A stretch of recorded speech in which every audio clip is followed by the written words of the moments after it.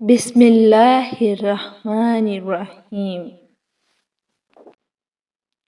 روزمرہ زندگی میں پیش آنے والے مختلف قسم کے رویوں کے متعلق انسانی نفسیات کیا کہتی ہے؟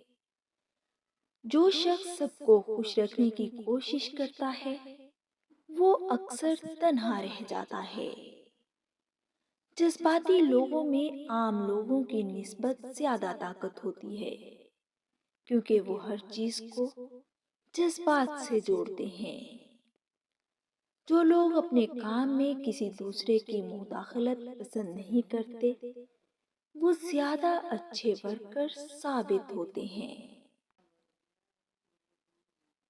اگر آپ کو چھوٹی چھوٹی باتوں پر غصہ آتا ہے تو آپ محبت کی کمی کا شکار ہیں۔